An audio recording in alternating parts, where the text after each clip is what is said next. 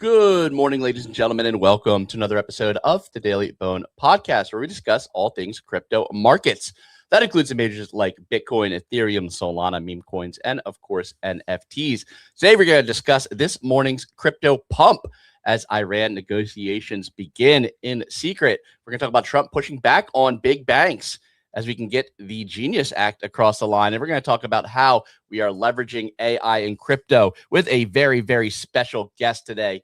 I have Serpin on with me, founder of Ethos, vibe code dev extraordinaire, CTO, CEO, everything under the sun. Serp, thanks for joining us today. How you feeling? Yeah, thanks for having me. It's a little early on my end, but you make it work. I'm a late coder, so I like to write code late into the night with my vibe coding skills, and so this one was a little early, but I'm here and I'm ready to go. Really, really appreciate you coming on from the West Coast. So 6 a.m. over there?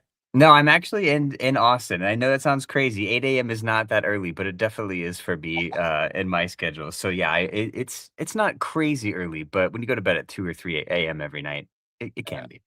Yeah, I can definitely feel that. I've been up pretty late this week doing vibe coding as well. It's Once too you get fun, that man. flow, yeah, you get in the flow state, the kids are asleep and it's hard to hang up the sticks when you're in the That's flow right. state.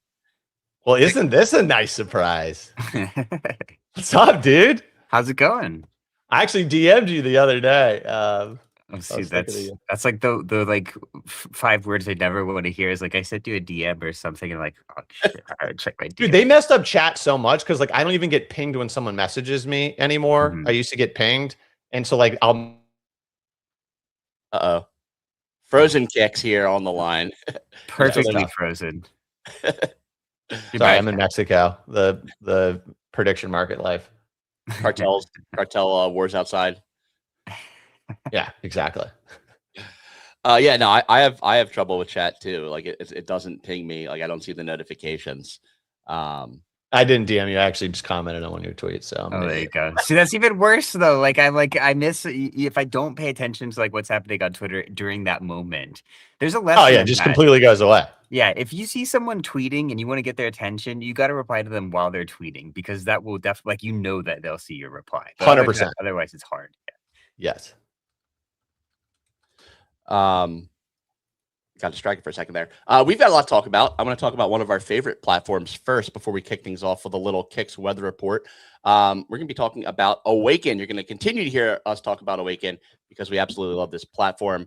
Not sure if you're familiar with Awaken. Have you ever used this, Serp? What do you use for crypto taxes? Well, I run a hedge fund, and so we have a full like blown team of people. It's called NAV Consulting, and so it's a little bit more advanced. It costs a lot of money too, but and I put all my money in there, so I don't have to do my personal taxes. So that's cheating. But I would choose Awaken if I had the opportunity or needed to personally. Oh no, you can always dissent too. We're more than happy to hear better options. But this has been one that we found has been the best option for the individual crypto trader. Absolutely love Awaken. We've been using this for a while. I actually put Mhm. my account in to Awaken this morning to like see how quickly it'll spin it up. Anybody can go to Awaken, put their account in for free. It acts as a portfolio tracker. You can see what's going on with your portfolio in real time. This is my public ETH wallet. You can see what I'm holding in here. Able to add it, see the holdings, see all the DeFi stuff I have locked up, flying tulip tokens. It really picks up everything that you have going on in the crypto landscape. Scans across multiple chains. Just showing you all the accounts it's picking up. It's realizing I have transactions on all these chains, assets on all these chains. Absolutely love Awaken. Free to include your wallets for a portfolio. You just pay when you pay for tax preparation, and they make tax preparation super, super easy. You can tag each and every one of your transactions, see what your cost basis is. Look at anything that needs review. If it can't figure out what you did, maybe it's an odd DeFi transaction, you can review it. Say, okay, well, this one was a swap, and then it'll categorize that. And then once you have everything categorized correctly, does most of it on its own, you can generate your tax forms. So super easy. Love using Awaken. If you want to use Awaken today, there's a couple different options we have to save you a little bit of money. You can use the code Bodoggos if you're a new user. This will give you 20% off of your tax services. If you're somebody who was with us last year coming back, also got an offer for you, $50 off if you use the code BODOGGOSBACK. Love Awaken, love working with them. We've been talking about them ad nauseum because we think that they're the best platform out there. We've been partnered with them multiple years now, and it's time to do your taxes. Get it done ahead of time so you're not stressed at the deadline. That being said, Kix, why don't we do a little weather report here, then we can jump into things. You got it, Coach. Can you send it to me? Yeah. I guess it's not. You guys don't add me to the calendar anymore. I know you're slow firing me, but I'm not taking a hint. I got to get on my AI assistant to figure that out. Yeah, tell your OpenClaw to do that. Ladies and gentlemen, today is Wednesday, March 4th. Majors pumping Bitcoin over $71,000. Ethereum is at 2050. Solana just under 90. Hype 3250. Crypto's the flight to safety, especially when there was a lot of Forex depegging going on. Crypto and equities surged as Iran makes secret negotiation offer with the U.S. Luckily, you have a prediction market expert here. The tricky thing is if you look at the sources, that was their secret service to the CIA, and that was on day one of the strike. So there may not actually be a recent negotiation offer. Bitcoin has hit its highest level in 3 weeks as Bitcoin ETFs continued their 4-day net inflow streak. I don't know what that has to do with Iran, but I just read off the teleprompter. Next up, Trump lashed out against banks and stated the Genius Act is being threatened and being undermined by banks, and that is unacceptable. There you go, Trump. Thank you for helping protect crypto's interests. This comes after Brian Armstrong and the Coinbase team visited the White House yesterday. We're not going to let Jamie Dimon dictate what goes on in crypto. Finally, Kraken got approval to receive access to the Federal Reserve, becoming the first crypto exchange to obtain this licensing.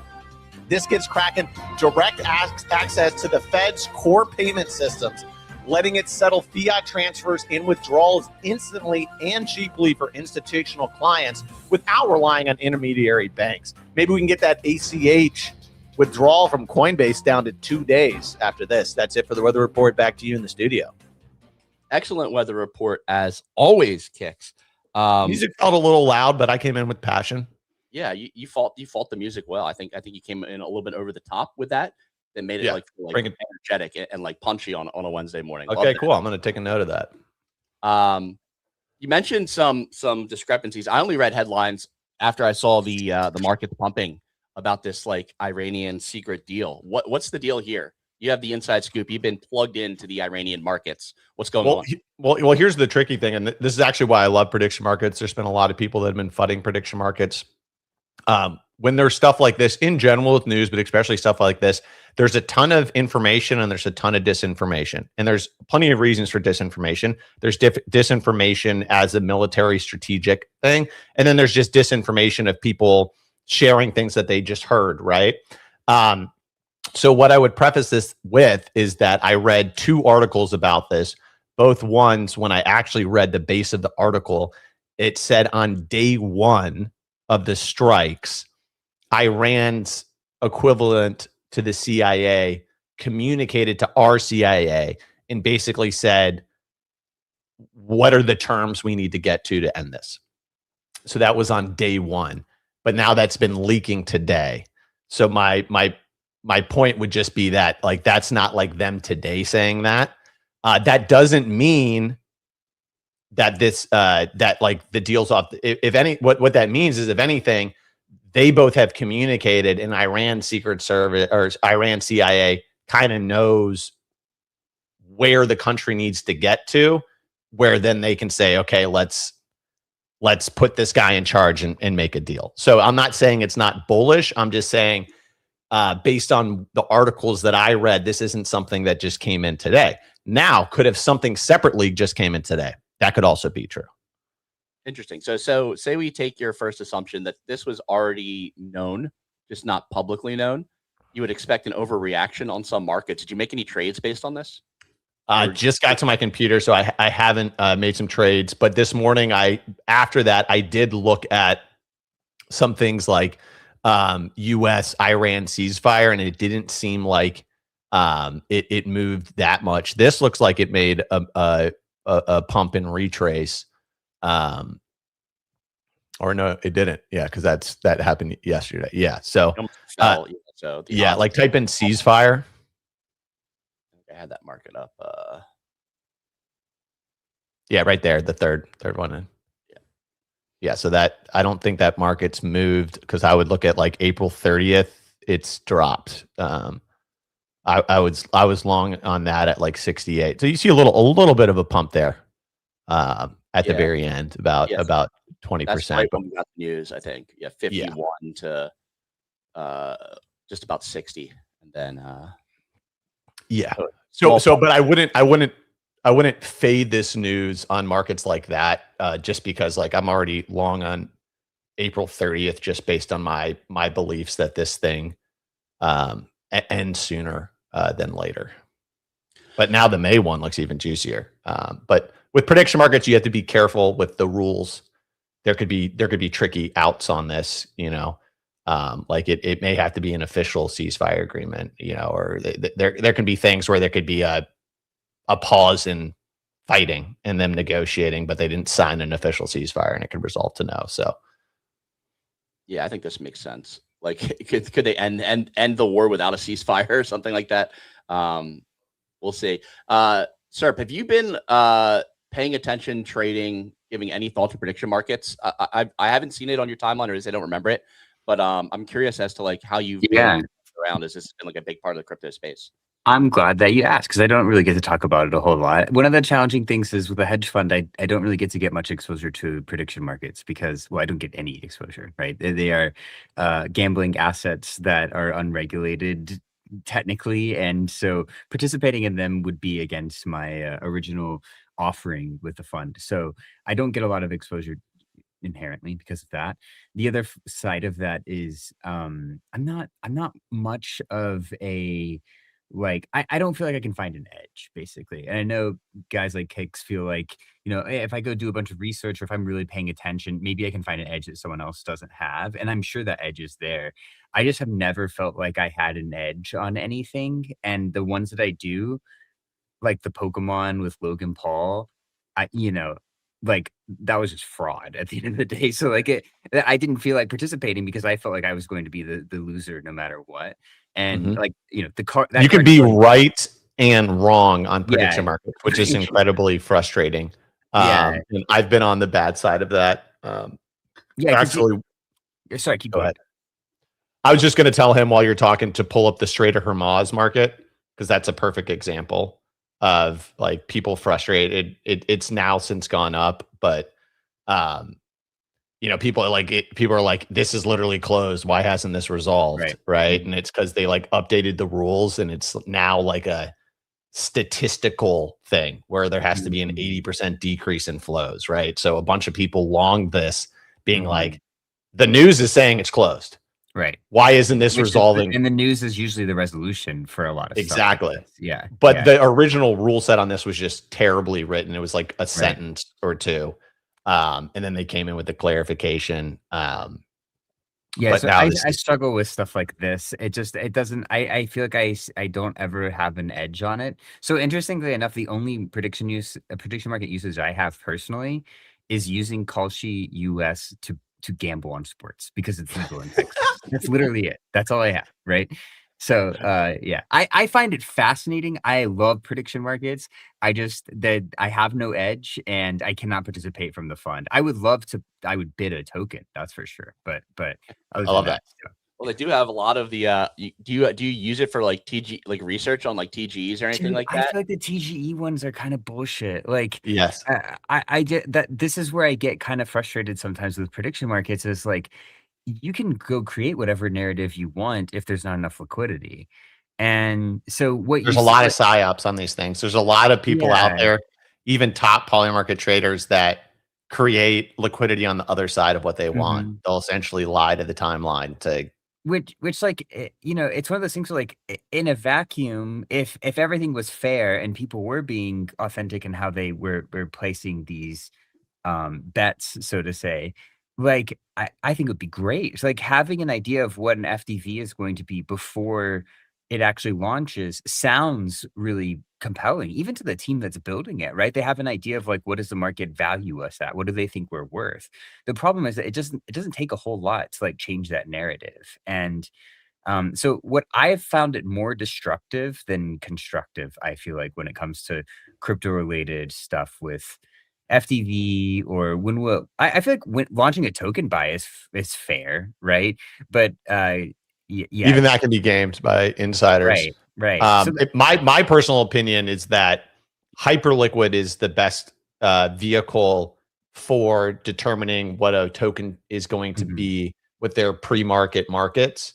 mhm. Just because it's a It's a moving average instead of a exactly. yeah. It's not an Mhm, options contract. right. It's not like an Right. options contract. It also it is harder to game in a Mhm. way that your counterparties get Right. rinsed, right? Right. Meaning like, Mhm. yes, someone can temporarily dump the price on a pre-market, but Mhm. if my risk profile is good, I'm only doing 2x leverage or something like that. Right. It's way harder for them to knock me out versus with prediction markets, it being an option thing. They just need the Mhm. price to be above for 1 minute by this period of time, Mhm. and I get completely rinsed.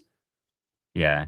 Yeah, and, like, I mean, we had the hyperps up for Mega, and I have also argued that I don't think it's a healthy thing for Mega ETH to have people speculating on what the price is ahead of time, because then it changes everyone's perspective on, like, "Oh, Mega ETH isn't doing so great," and so I do also go back as a builder, someone that's been around for a while, and, like, the earliest times that we had when building new tokens, there was no liquidity on the market, like, and now we have this concept of like extreme amounts of liquidity on a market before the token even exists. And I think that can also have negative impacts on the token itself. So it's just all new stuff that we're still learning. It's an more optimized market effectively, which makes sense. That's what happens over time, but it has downsides, I think, potentially as well. Yeah, I mean, Yeah. there's $4.5 million of open interest on Mega before it even launches, and you lose like the price discovery at launch for Mhm. these. You Right. have these free markets, and there's nothing they can do about it. Like, even if they didn't, like, I'm sure there's some sort of agreement in place between Mega and Hyperliquid here to allow Mhm. this. Yeah, I don't know how it Even if works. you I would didn't have love to that, know how that works. yeah, even if you didn't have that, like, you still have the other like pre-market markets that always pop up, Right. like Rails Market, like historically has like pre-market trading peer to peer for like Mhm. token But, like, allocation. that's way less liquid still, right? Like, there's Yeah. still there's benefit to it being way less liquid, but then people abused whales market back in the day Yeah, by I saying, remember that. yeah, "Oh, it's trading at," like, I remember a Yes. friend from Friend Tech, they're like, "Oh, it's trading at $5.20." Yes. Like, there was one sale. It could have easily been a wash Spoofed. trade. Yeah, Yeah. yeah, yeah. So, yeah, it's What tough, I man. what I appreciate about prediction markets, just in general, especially in the context of what's happening with Iran, Mhm. um, and this is why, like the people on the timeline that like are really hating on specific markets, it frustrates not the right word, but in Iran, like with this Iran thing, right? It's really hard to get accurate information, right? For example, yesterday there was congressman that came out, and it's like, Trump wouldn't say that he's not going to put U.S. troops on the ground in Iran, Mhm. right? Mhm. But it's really hard just as an average individual to understand like the probability of that. Mhm. Versus with a prediction market, they literally have a prediction market like, will U.S. troops be in Iran, right? Right. And you can see the probability, so you can actually like it's a money influence poll essentially, where you Mhm. can get a little better source of truth. So when I heard these things, I'm like, holy crap, are they actually going to like put U.S. troops on the Iran? And when you look at the market, it's very low until Mhm. like after May, and then it's much higher to December. And the context that I get from that is like it would be more like a either special forces coming in, or it would be like when the war is over, there was some limited troops there to keep the peace or something like that. And yes, this market right here, right? So like you can see that it's not something that looks like it would happen over the short term, but from Right. March to December, it's priced fairly high. And just having context like that helps me take what is otherwise subjective information and kind of look at it through a more sober lens. So like this kind of stuff, I feel like actually has value, especially when you think about like US elections a couple of years ago. They can manipulate polls. The people on the TV can tell you someone has no chance, but they actually have a chance. But when there's money on the line, the truth comes out. And I think that's the most powerful thing about prediction markets, even if you don't participate in it, even if you don't want to use it, is this that you can get more accurate information than what you could get 10 years ago. 100% agree.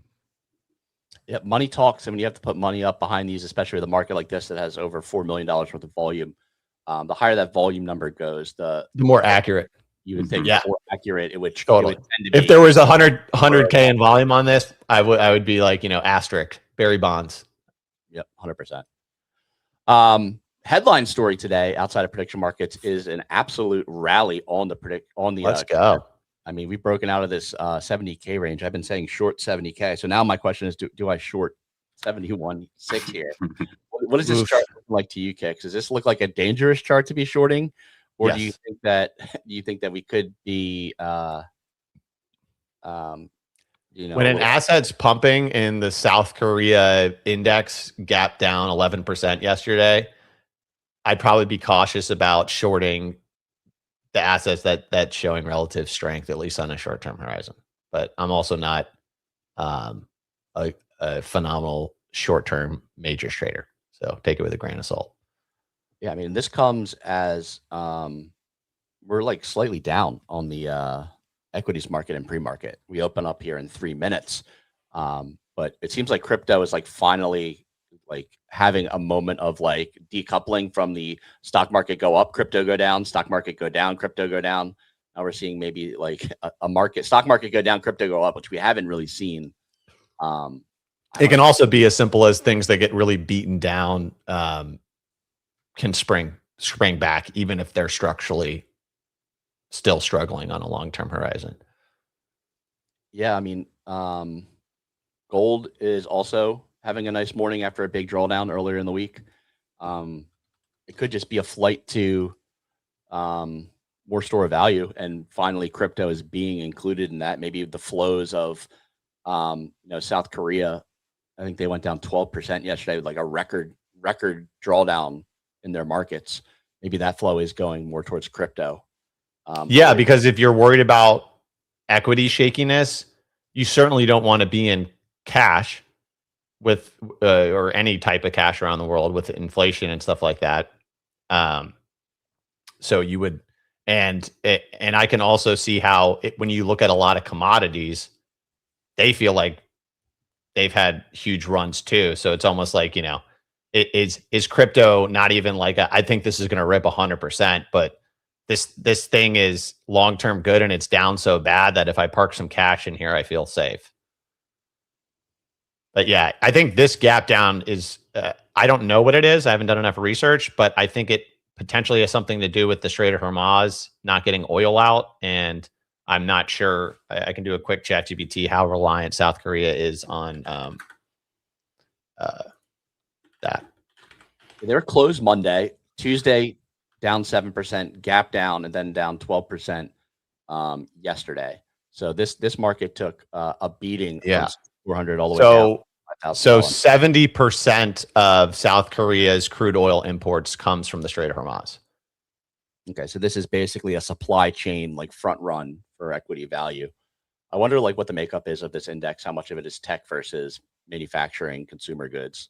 Yeah, so I think that's a problem, but I also know overall emerging markets, I don't know if Korea would be considered an emerging market, but like I'm long the Brazilian index, and that took a 10% dump over the past 2 days as well. I don't understand exactly why that's happening. Whether it's like a strength, like a dollar being stronger, a U.S. markets being stronger, and so that's punishing the emerging markets. But I did read on the timeline that emerging markets across the board are struggling a little bit. Yeah, I saw news overnight too that Dubai had a rough couple of days. It looks like they've been, they were actually shut down. Look better than South Korea. They're gap down 5% right now, pre-market. but they hadn't opened since Friday with the conflict. So what'd be interesting is if you could see how much of the Bitcoin inflows was from South Korean markets. Yeah, that'd be what ChatGPT on deep research for that. See if we can find that there. That's a good segue though, because I wanted to talk about at least talk some about AI development, because it seems to be SERP's area of expertise right now. I would love to get like a lay of the land from you, SERP, about like the AI boom we've seen over the last 3 to 5 months. What your thought process is and like kind of where we're at. Are you scared? Are you excited? Are you all the above? And like what you've been using AI for. You're muted right now. I think hard mute on the mic. Yeah, thank you. Now so I have a degree in computer science. I graduated college over like 13 years ago. And I started out as a dev who was not great at writing code. I have not written code professionally in like 10 years actually.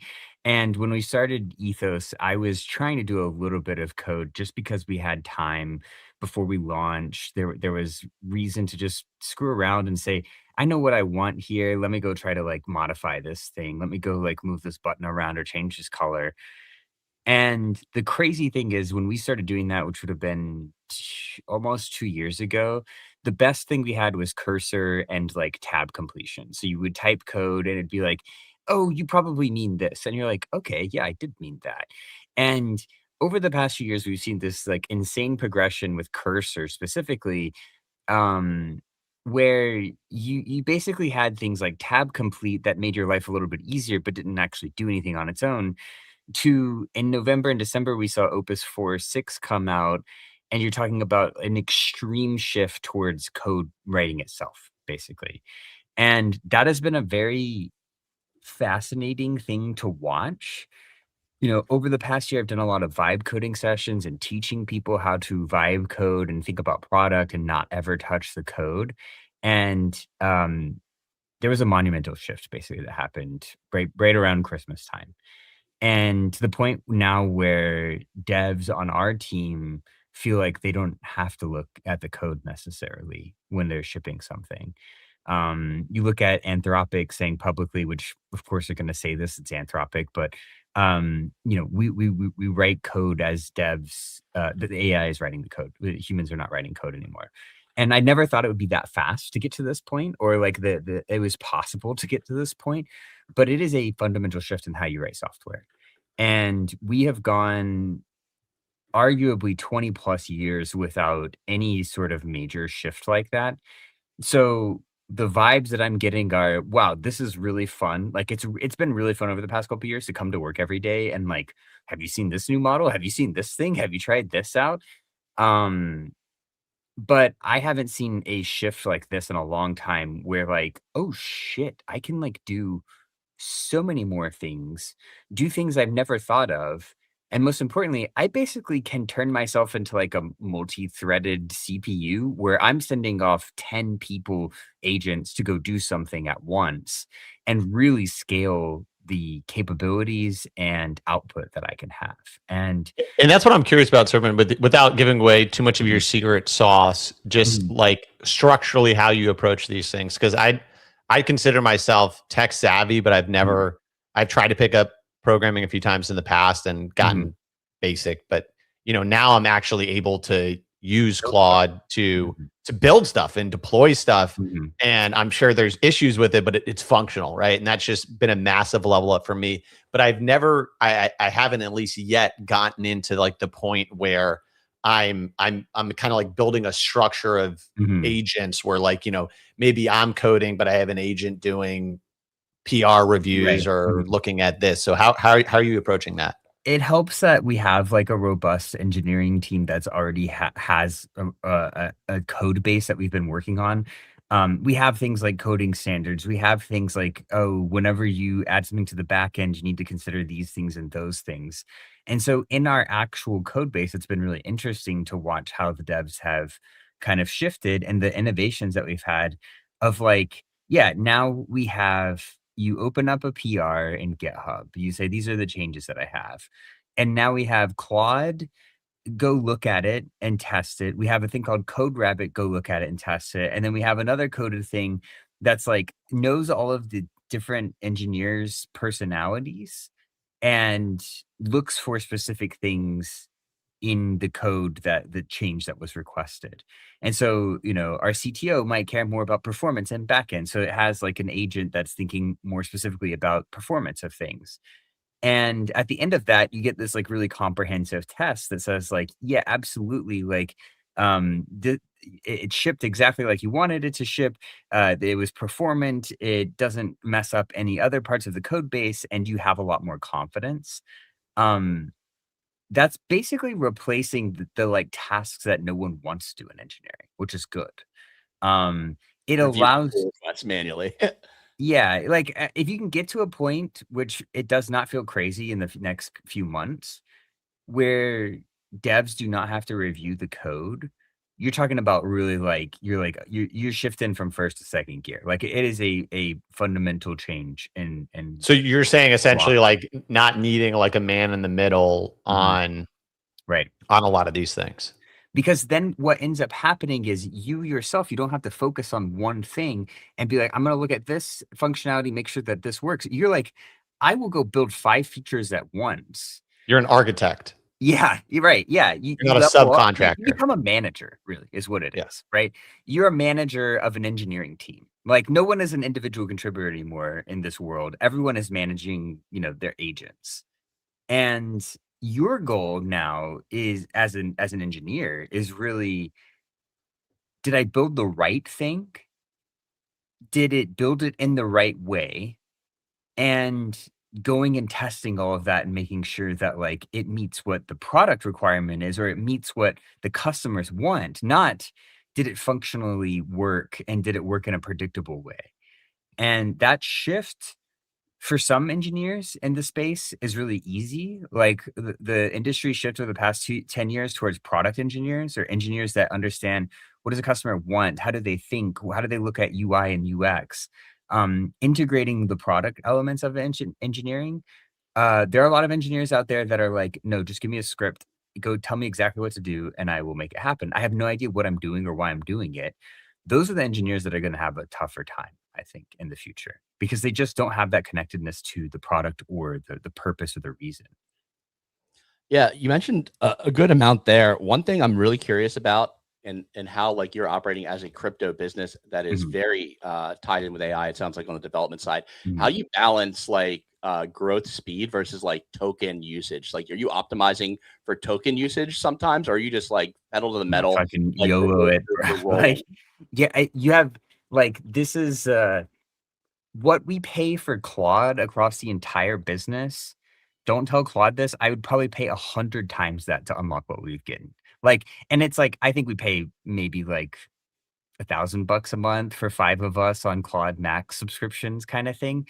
I would literally pay 10,000, 50,000, because it is literally like unlocking 10x each person. And I know it's not exactly that. It's probably more like 2 or 3x output of each person. But like, I could put basically a head count number to what Claude is unlocking for us. And so it's like, no, you just use whatever you want, whatever you need. I end up being one of the bigger users, mostly because I purely vibe code stuff and I'm doing 15 things at once. But our team gets a lot of usage out of Claude Max subscriptions.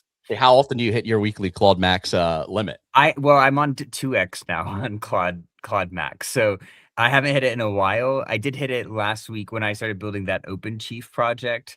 Because if you just sit there and you vibe code something for like hours and you do it on 3 projects, it's pretty easy to hit it quickly. I've hit the session limit a couple of times too, but once I upgraded to 2x, I haven't hit it. So Yeah, I'm the same way. I'm at like 75, 80% of my weekly right now, which resets tomorrow. So I'm like, do I have to slow down a little bit today? No, you like, gotta just keep going. Take the overage charge and say, oh, well. It's so worth it. Like, it's incredible. We used to pay money for software that just did stupid things. And you're like, I can't believe that it's this cheap to pay for AI to write code for me. It's crazy. It's definitely making a huge splash, and I think it's like contributing to a lot of issues too. Like Mhm. Twitter is being very like forward about like bot banning right now. I think with the like advent of OpenClaw and agents, because I think that was going to just unleash like all hell on Twitter, and I think they saw that ahead of time. I think Nikita Beer is being very forward there. We're already seeing it like being applied to all these other like methods of or like means of communication, quote unquote, that were safe before. I think Nikita posted about this saying like all like every like method of communication that you thought was safe is now going to be filled with spam, and you're seeing stuff like people spinning up bots to like lowball people on Zillow. Who knows? That's like a viral post, but like that's something that's very doable to scrape all this data and like pose as a person to make offers for like real life things or like digital goods. I think that's going to become more and more of a problem. Twitter's been cracking down on the bots, trying to like figure out who is human, and this kind of all ties into what you're building over at Ethos with the human verification that just launched. So like I'm really curious, what gave you this idea? Was it kind of spawned out of this? And like what exactly is human verification on Ethos? Yeah, so human verification is our way of having someone basically put a tag next to your name that says you're human. If you've been following along to some of the stuff that Twitter, has been going through, like you said, this is one of their bigger issues of like, well, who is a human and who is an automated post, or who is automating their post for everything? Goes back forever, right? Like you can go back to the 2016 election where Russia and other countries were trying to interfere with the US election by having bots that posted on Facebook, and fake news and images that got people riled up and stuff like that. It's not a new issue. The challenge is that the barrier of entry to making an agent swarm, or we used to call them botnets back in the day, is like nothing now. Like anyone with an open Claude instance and Claude 4.6 can go out there and say, make a bot that spams people, make a bot that goes and looks at Zillow. So the barrier of entry is much lower now. And what I have been focused on, and many others in the space have too, right? Sam Altman has built WorldCoin, where you go scan your eyeball. There's Humanity Protocol in this space where you scan your palm. Billions is coming out soon. They have a facial scan and like liveness check. There are a lot of these really big companies that are basically trying to solve this problem. Like, how do I prove who a unique human is? And we wanted to do the same. We feel like it's part of who you are as being reputable. And so it kind of fit the narrative. And if I'm being totally honest, I kind of wanted to say like, look, there's all these like literally $1 billion protocols out there. Humanity Protocol is like $1 billion protocol, and that's all they do. We could build this with one dev in 2 months. Like, this is not a complicated thing to go build. And how do we do that in a way that like actually resonates with the market? Is we don't scan your palm. We don't scan your eyeball. You don't giving over your biometric data. You simply go out and say, am I human?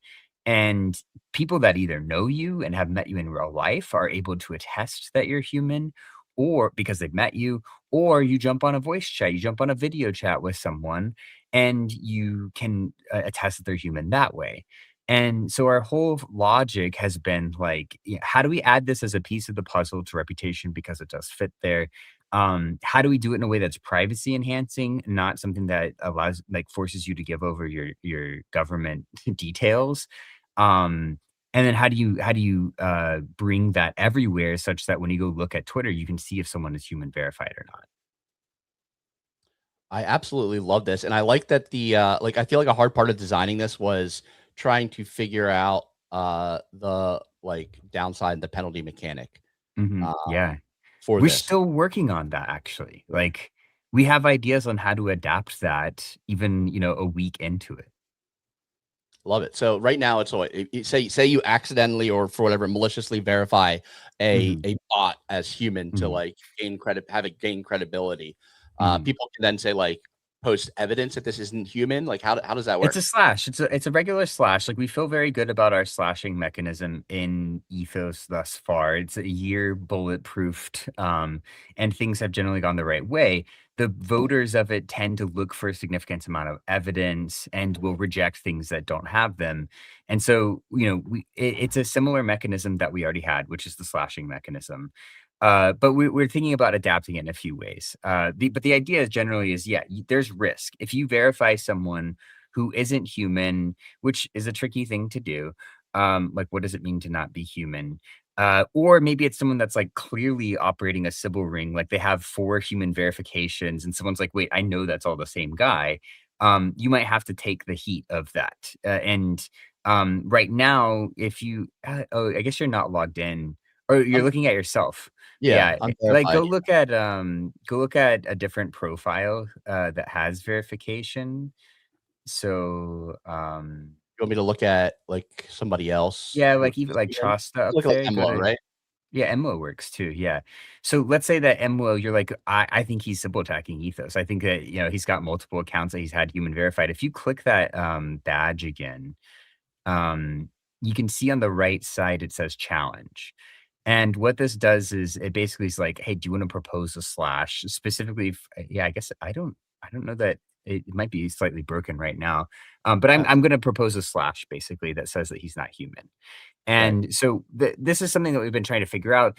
Like, how do you penalize Emlo for that? How do you penalize the verifier for that? And if you do slash the person that verified them, do you get rid of every verification they've done on the platform? Well, yeah, probably. Like that kind of suggests that they were being malicious. And so like the biggest thing with these new types of protocol ideas, especially on the social side of things, is you don't know how it's going to work when you first ship it. And so get it out there, see what people think about it, see how people try to attack it or abuse it, and adapt. And we've always done that with the score since the start. And I think what you'll see us adapt to how people do or don't attack this part of the product now. Yeah, I think this is super interesting. I think this is like a large part of like what my thesis has been on Ethos for a while. I've talked about on the show is like you need social verification, Mhm. not only for like reputation. I think the reputation might even be like secondary to like humanness going forward in this like world that's going to be like It's so interesting. AI. Y- Yeah. Yeah, I consider I it have like a quick question for you. go for it. Just Yeah. for this is the goal like because like for example like a human could create an account, right? Mhm. And then like have AI kind of run it. You know what I Yeah. mean? A lot of people Uh, brought this one up. Yeah. yeah, which I think is still should be flagged as AI, right? Like if the Mhm. if the goal is like we want to be able to create a network of people that we know are just acting as humans all the time. Like is that your goal with this or I would say probably not, to be honest. okay. I think the real goal is flagging people who are human, even if they're using agents to write content. I'm not trying to sit here and judge who's using AI to write Gotcha. content. You're just saying like this is straight a bot. This is Yeah, there's right. there's not No, a real person identity behind it. yeah, and so the like nuanced perspective that's kind of hard for some people to wrap their head around sometimes is, well, if you say, well, all these people over here are real, then at some point you can say all the other people are probably fake. Uh-huh. And by identifying who is real, you have more confidence that all the other people are fake and you can ignore them. And Interesting. so it becomes much like that's the real vision, right? We get to a point where everyone has this human verification. And then when you go and look at someone's profile on Twitter and see all the replies, you're like, literally not a single human replied to that. Right.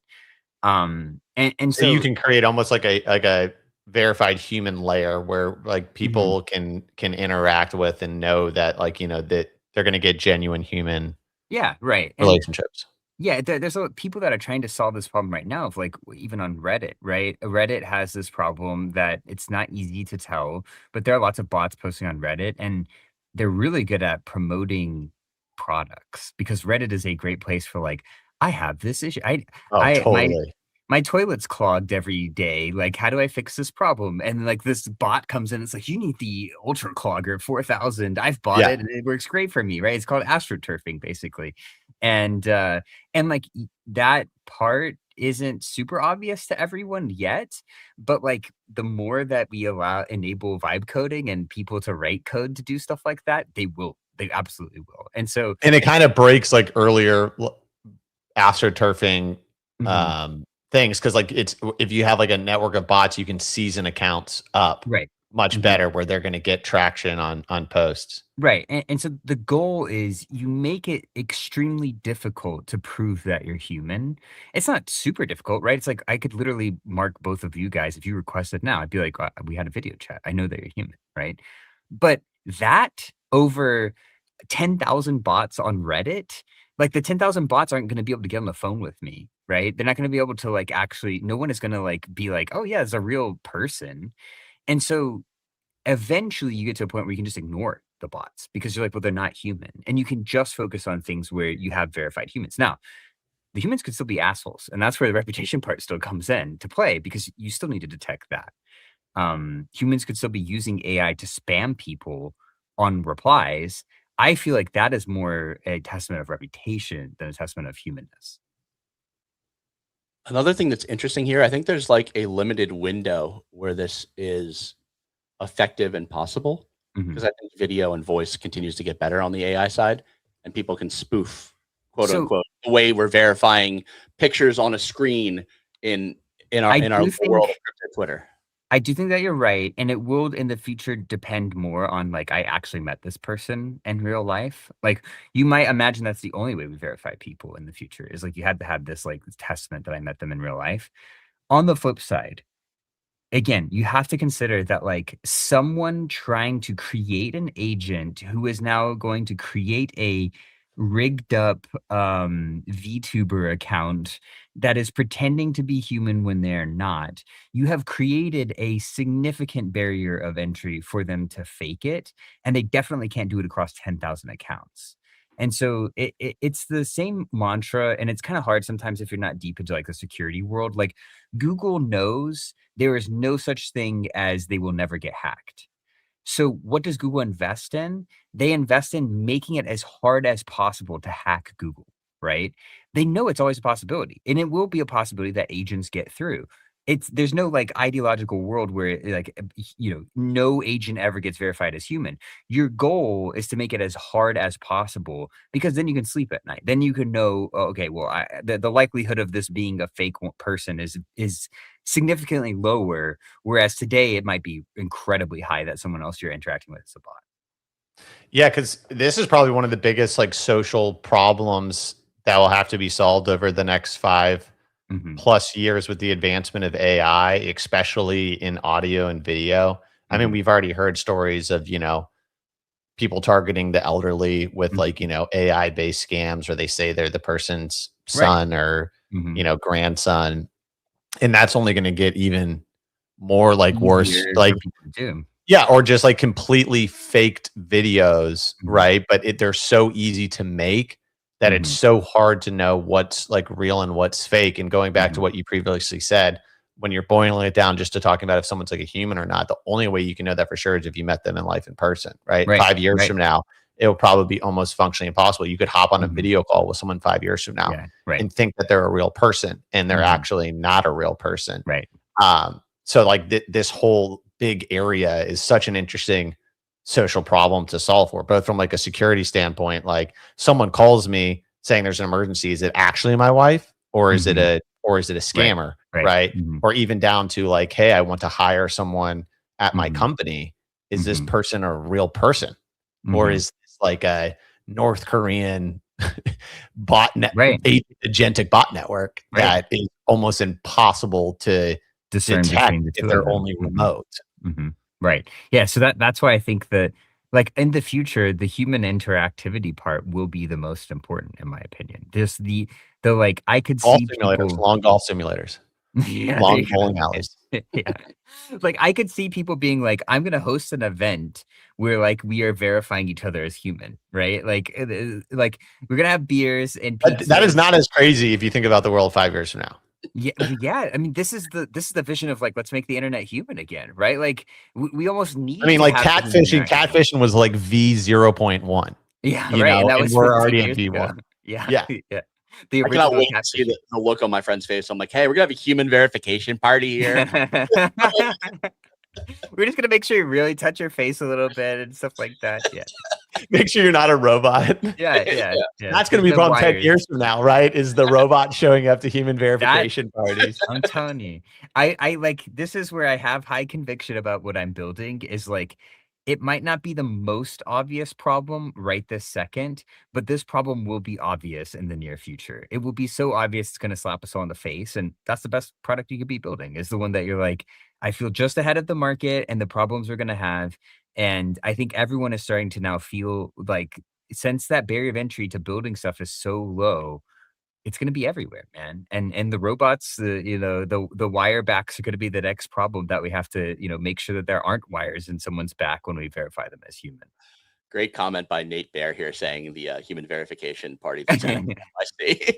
Yeah, exactly. Yeah. But like imagine you just go to an event like that and it's like, okay, everyone's verified. You don't even have to think about it, right? You could just have an event, you scan in, maybe, you touch phones with someone and it shares You push something. chip in your wrist to somebody else. You Yeah, verify. yeah. You're gonna be. I'd You, like to think it's like a headbutt, a mutual headbutt for confirmation. That didn't feel like real bone, man. That felt like carbon Yeah, fiber. yeah, exactly. Yeah.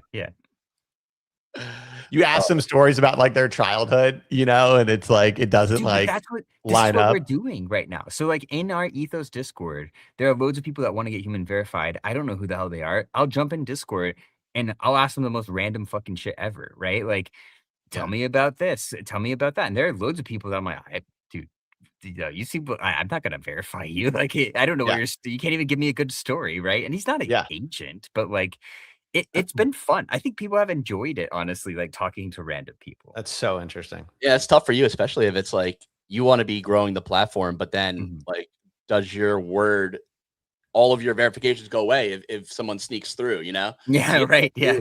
yeah. Yeah. How So that's what, so yeah. if you, Go ahead. I want to go through before we wrap. I want to make sure that people know how to like get into this verification system. I Mhm. did it. I think like 2 days You ago. I got you finally got pushed applied. through pretty quick, I think. I saw you in the queue.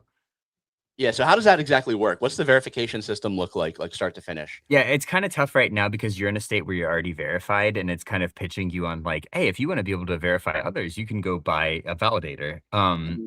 The way that it works is only validators can verify. So validators were NFT we gave out for free. It was a way for us to say, here are people that are closest to the community that are most long-term aligned with what we're building. So if you are just a user today, you can go to Ethos, you can sign up. If you're already signed up, you can basically click your icon in the top right and it'll say like become verified human in the menu. And his says human verification here because you're already verified, but it will say like request human verification. It does cost XP, so if you have to have contributor XP on the platform to do so. Very easy to earn XP on the platform just by contributing. But you go request that verification, and then you need 3 validators to basically say, "Hey, I met this person." Now, if you're someone like Ray, then you might be in a situation where like people already know you and they're like, whoa, cool. I'll go. Yeah, I've met him or I've seen him or we've had a video chat. And you get verified pretty quickly. You get 100 credibility score for doing so. It gives you the badge and it helps everyone understand that you're human. If you don't know anyone, that's where it gets trickier. And people in the Discord have been joining some of the calls and, coming up and like one guy the other day, like showed his video chat and he was on a fucking ship. And it was like this epic moment of like, this guy's showing off that he's like captaining a ship in one of the like the Med Sea or something. And everyone verified him because we saw his face, right? And you don't have to show your face; you could just do voice. But it becomes a little harder if you don't know any of the validators. But we're working on that part too. Yeah, I mean, eventually, I feel like it makes sense to open it up, but the gate initially is good because otherwise, you could have like if you get 1 or 2 bad actors through, you can have like this clustering effect where they then kind of approve others, and it becomes hard to untangle. It all goes back to ethos, man. It's like the things that we learned over the last year, we're just applying again. It's like, yeah, we kept it small. There were only 100 invites to start on ethos. People were pissed because we didn't roll it out fast enough. And you're like, no, we have to like protect the integrity of the system. And so we're just basically running it all back again. Yeah, I mean, like what you're working on in a big picture is just fascinating to me, especially how it can apply to like all sorts of things. I've been a huge video gamer my whole life, right? like, like cheating has always been a social issue in video gaming, right? Is this person really good, or is this person like a cheater? Right. But then I think about like my kids growing up, and they'll be in a world where that's not even the question. Like they're going to wonder, like, am I playing against real people, or am I playing against bots? Right. Like you can, what you're working on, you can apply to like all sorts of things, right? Where like, I want to go play Counter-Strike, and I want to be making sure that I'm playing with real humans, and real humans that hopefully aren't cheating. Right. But yeah, like, reputable humans, right? That's the other part of it. Yeah. Yes, exactly. And that reputation comes into, right, like whether they're cheating, or whether they're acting like they're a human, but they're just letting a bot play the game, and they're just sitting at their computer desk. The ultimate like explainer for that too is like, if you make it such that that identity becomes so valuable, where you're like, oh yeah, I can play Counter-Strike and people do know that I'm human and I'm reputable, that those people don't want to give it up, or that those people wouldn't screw each other There's a over. cost. There'd be a massive cost. It'd almost be like being ostracized or excommunicated. Yeah, like you can't play, right? Like if you treat someone like shit, you can't. You guys are gonna have a council. Like you're gonna have a council, which is like, like, okay, this person's for 5 years has paid their penance. Like, should they be allowed, to have a second chance? Looking at, but I guess maybe you don't have to make the decision. That can once again be a collective ethos network thing of like, right. Or you may already have this baked in on how someone can restore their reputation over time. Yep. For those just listening, I'm looking at the Ethos collection on OpenSea right now. Super interesting takeaways here. These don't change hands very often, which shows you that people value these, even though they're sitting at a 2.6 ETH floor, which is like nothing to sneeze at in the market that we've had for NFTs. These have been up over the last 30 days and like haven't had that huge drop off from launch. You see with a ton of these NFTs, and this was a free airdrop. So I think once these got circulated in the hands of people who understand what they are, there's not much velocity on these, which kind of tells me like, I mean, holders want to hold and they believe in the platform, which is like a really cool. That's the goal, right? Yeah, you want to find the people that are long-term aligned because they believe in what you're doing, and it makes it it gives us the avenue to say, well, we'll give these validators a right on the platform. We give them a role, right? They have a job now. They can get paid for doing that job through XP today, but people are offering money to get verified. So, I'd like to think that we've really tried to give validators a role in the ecosystem, and it always works out for us because they're in the right hands. They're in the hands of people that believe long term. And sometimes I even look at it and I'm like, dude, like the validators, Ethos as a company has been around longer than Kevin Rose was at Moonbirds. Like, and that whole like fever dream of like NFTs and projects and what people like, committed to in terms of their roadmap was like, not like we've outlasted all of that. In some cases, twice as long as that. Like Moonbirds was a 6-month thing, basically. And so that's where I think, once you get those long-term believers and people that are aligned, like you can be like, look, we have shipped. We are continuing to build things that we think will be impactful. And that's how you really turn people into those believers, because that's what we're trying to do. Yeah, that is awesome. Is there a like a validators only chat in your Discord? Like, is there There like is, yeah. circle group? Yeah, and it's not like an alpha chat or anything like that. I'm not like sharing my thoughts on what everyone should buy or anything silly. It's more just like people that are really well aligned with the protocol and like care and want to push it forward and want to find ways to make it more impactful and give us feedback. And it's kind of like an inner circle that ends up being a really powerful beneficiary to our product side of things. Did you work with OpenSea on this this splash page here? Just barely. Yeah, they actually generated all of this with the images and everything. So, that's awesome. But yeah, we did coordinate the launch of validators as a collection on OpenSea with the team. Really cool. Yeah, love that there's ways to get involved. Like you can get involved with the validator. You can get involved by just signing up. We are very liberal in Bodoggos. If you're somebody who's been around, somebody who we've known with providing reviews, Easy's done a ton of reviews on our whales over the last couple months. So if you're looking to get started on Ethos, you want a little bit of bump, come into the Bodogos Discord, hit us up. If you're somebody that we recognize and we've interacted with over a long period of time, we are more than happy to give you guys reviews. And that's a good way to get started too. And or if you need an invite as well, I have a ton of invites to give out. So if you're somebody who is reputable in the space, I'm not putting my neck on the line if you're somebody who's a scammer. But if you're reputable in the space, hit me up. And I'm more than happy to provide invites for our Bodoggos. Anything else you want to say about Ethos before we wrap, Serp? I'm going to put a banner here where people can follow you and Ethos on X. We can get to all the links from there. Yeah, I mean, I would say the thing I always encourage people to think about is like, we've been around for a while now. We are showing that, we're not trying to extract in the space, that we are trying to move the space forward, that we know how to build products and we know how to iterate and have vision. And I'd like to think that's a rare thing to have right now. And we're here for the long term. We believe strongly in what we're building and why we're building it. If you think that social reputation or the currency of social capital is something that is important, and you think that Ethos has a chance at, pulling it off, it's going to pay dividends later to participate now. So I always encourage people to get started. Like, I believe it's going to work out, and I believe it'll be how everyone evaluates everyone else one day. But if you also believe that, you should get a jump on it and support your friends, find ways to build your reputation up. We've got lots of other things coming that we're excited about, maybe more on the speculative side of the world too.